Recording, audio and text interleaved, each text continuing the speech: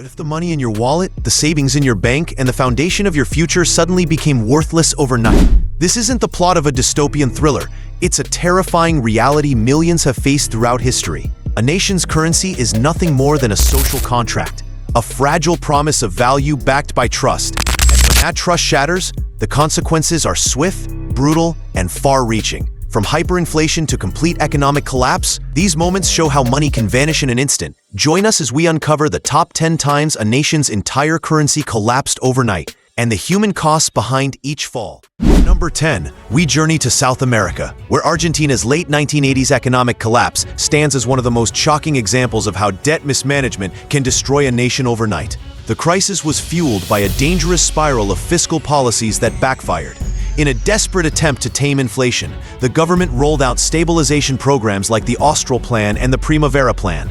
But instead of solving the problem, they buried Argentina under unsustainable domestic debt. The central bank began issuing interest-bearing bills to soak up excess liquidity, yet the interest payments ballooned so rapidly that more debt had to be printed just to cover the old debt, a financial time bomb waiting to explode. As the public realized the system was collapsing, people rushed to withdraw their money and convert it into dollars, triggering a massive devaluation of the Argentine Austral. Overnight, stores were stripped bare, food supplies dwindled, and riots broke out across the nation. Supermarkets were looted, with women and children tragically being pushed to the front lines as human shields against police forces. The chaos wasn't just economic, it was deeply political.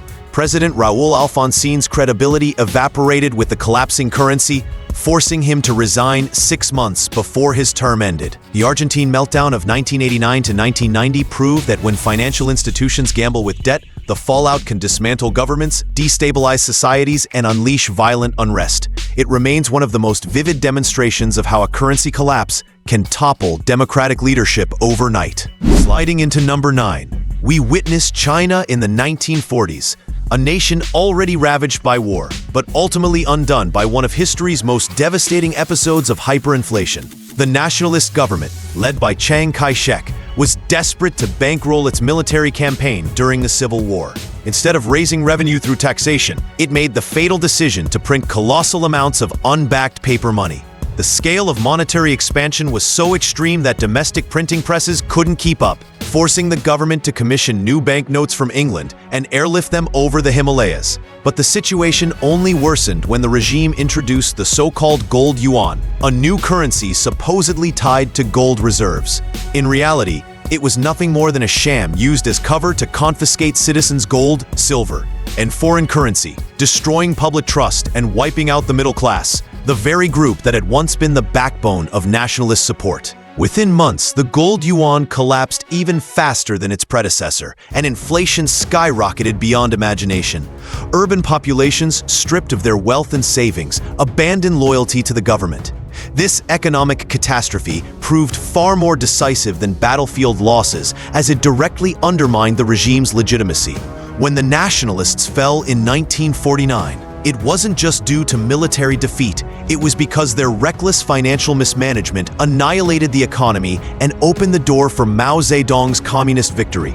China's hyperinflation remains a haunting lesson of how currency collapse can destroy not only money, but entire regimes. Coming in at number 8, we turn to the American Civil War, where the Confederate States of America learned the brutal consequences of financing a war without a sound fiscal backbone. Determined to sustain their fight for independence, Confederate leaders faced enormous expenses, but refused to levy meaningful taxes due to their states' rights philosophy. Instead, they unleashed a flood of treasury notes, paper currency with no gold or silver support, whose value rested solely on the promise of a Confederate victory. This gamble tied the worth of their money to a political outcome that never materialized. As Union victories mounted and a naval blockade starved the South of vital goods, confidence in Confederate currency collapsed, prices skyrocketed, and by the war's end, Confederate money had lost more than 99% of its value compared to gold. Inflation soared to nearly 9,000%, leading to widespread suffering, speculation, and hoarding. Ordinary citizens, especially the poor, bore the brunt of this financial chaos, sparking desperate acts like the Richmond Bread Riot, where starving women looted shops to feed their families. To make matters worse, the government introduced a deeply unpopular tithe, forcing farmers to surrender 10% of their harvests. Confederate money soon became nothing more than a symbol of despair, a reminder of promises broken and futures destroyed. By 1865, the Confederate currency wasn't just worthless, it was a physical relic of a failed rebellion. This collapse illustrates how currency tied to uncertain political futures can disintegrate overnight, dragging societies and governments into ruin. At number 7, we arrive in war-torn Greece, where the collapse of the drachma during World War II became one of the most tragic currency implosions in history, engineered not by domestic policy, but by foreign occupation. From 1941 to 1944, Nazi Germany and Fascist Italy systematically stripped Greece of resources, requisitioning food, raw materials, and industrial output to fuel their war machine. To pay for this relentless plunder, the Germans simply commanded the Greek central bank to print drachmas, unleashing floods of worthless paper. Inflation skyrocketed to unimaginable levels, and the drachma's purchasing power disintegrated almost overnight. As money became useless, the population reverted to bartering, and foreign coins became a lifeline of survival. A devastating famine followed, claiming hundreds of thousands of lives as food vanished from shelves. Stolen by occupying forces or sold at black market prices only the wealthy could afford. In this grim environment, a bizarre gold war unfolded. The Germans tried to dump gold sovereigns to prop up the drachma, while the British armed resistance groups with gold to destabilize occupiers further. For ordinary Greeks, however, these manipulations meant nothing. Their daily lives were reduced to hunger, desperation, and hopelessness. By the war's end, the drachma was completely destroyed, symbolizing not just an economic collapse, but a deliberate act of financial warfare. Greece's experience stands as a chilling reminder that currency can be weaponized, and that its collapse can be used to starve nations into submission. At number 6, we don't have to dig deep into history. We only need to look at Venezuela, a nation still enduring one of the worst hyperinflation crises of the modern era. Once one of Latin America's richest countries thanks to vast oil reserves, Venezuela's over-reliance on petroleum revenue and chronic mismanagement paved the way for catastrophe.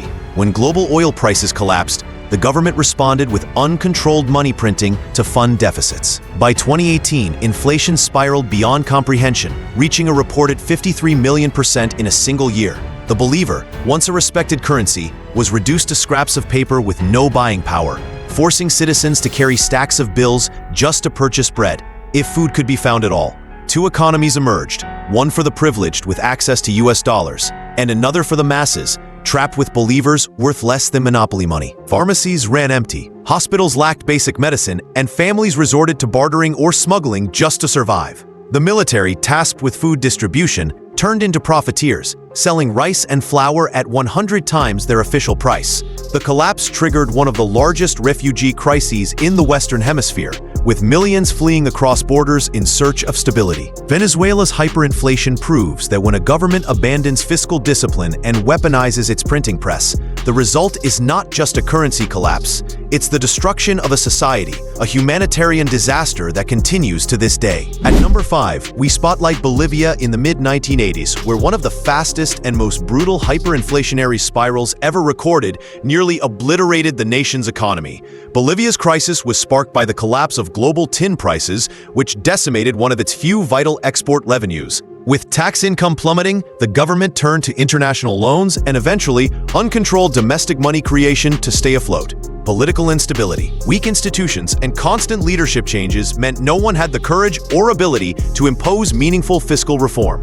As the central bank printed more notes, prices soared daily. By 1985, inflation hit an annual rate above 20,000%, reducing the peso to worthless paper that shopkeepers refused to accept. In desperation, businesses priced goods in conditional units pegged to the US dollar, effectively abandoning the national currency. Salaries lost value within hours of being paid, and families carried bags of bills to buy a loaf of bread. Yet unlike many other nations, Bolivia's nightmare was short-lived. A new government imposed a bold, shock therapy reform, halting money printing, slashing deficits, and re-establishing confidence in fiscal discipline. Remarkably, hyperinflation was brought under control within months, proving that even a total collapse does not have to be permanent. Bolivia's crisis remains one of history's rare examples where swift, decisive policy rescued a nation from the abyss, demonstrating that trust and credibility are the ultimate lifelines of any currency. At number 4, we revisit Weimar Germany in the early 1920s, a nation that became synonymous with hyperinflation and the haunting image of wheelbarrows overflowing with worthless banknotes.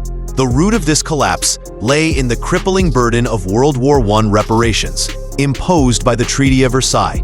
Germany had already financed the war with debt and bonds, leaving its fiscal foundation shaky at best. When it defaulted on reparation payments, France and Belgium invaded and occupied the Ruhr, the country's industrial heartland. Instead of negotiating, the German government chose to pay striking workers by printing mountains of paper marks. That single decision lit the fuse for one of history's most catastrophic inflations. The mark lost value so quickly that prices doubled within days, then hours. A single US dollar was eventually worth 1 trillion marks.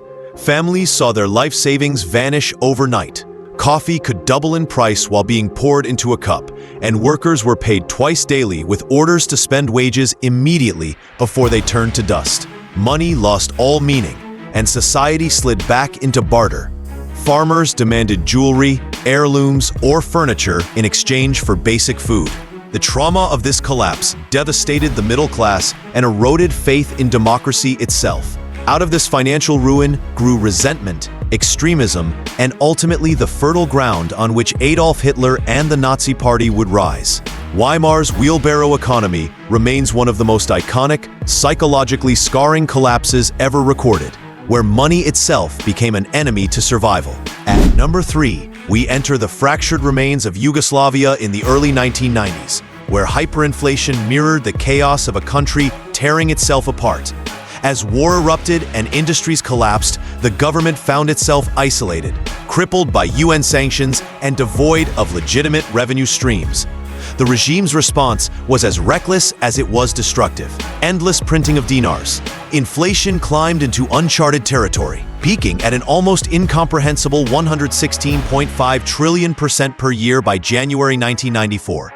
Citizens lived in surreal madness. Wages were paid with newly printed notes that were worthless before they could be spent. A student scholarship was sometimes equal to half a freshly minted banknote, forcing two friends to literally split the note. Markets priced goods in German marks instead of dinars, effectively erasing the national currency from daily life. Gasoline was sold from plastic canisters on the roadside, and groceries were bartered in conditional units, pegged to foreign money. People who had trusted the banks saw their foreign currency savings confiscated by the state, stripping entire generations of security. Acts of desperation became symbols of the era. One man threatened to set himself ablaze after losing his life savings, while riots flared in anger at shortages and corruption. The dinar's collapse was not only an economic implosion, but also a mirror of Yugoslavia's political disintegration. It demonstrated with brutal clarity how money can become meaningless when governments abuse trust, and how hyperinflation is often the financial echo of war and state failure. At number 2, we move to Zimbabwe in the late 2000s, where a tragic combination of political ideology and economic mismanagement gave rise to one of the most infamous hyperinflationary spirals of modern times. The root cause was President Robert Mugabe's land reform program, which seized commercial farms from experienced landowners and redistributed them to untrained individuals. This collapse in agricultural output destroyed the nation's export base, crippled food supplies, and drained government revenue. To finance deficits and a costly military campaign in Congo, the regime turned to the printing press. Inflation soon spiraled into absurdity, with monthly rates hitting 79.6 billion% by November 2008.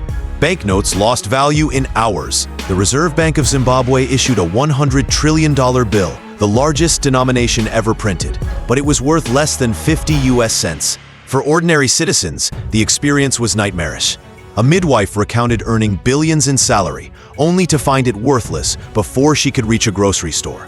Shops demanded US dollars, and black markets flourished as the formal economy collapsed entirely. Families starved, pensions evaporated, and hospitals lacked even the most basic supplies.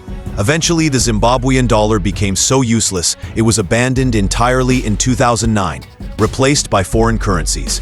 This episode stands as a chilling reminder that when governments destroy property rights and manipulate money supply, the result is not just economic collapse.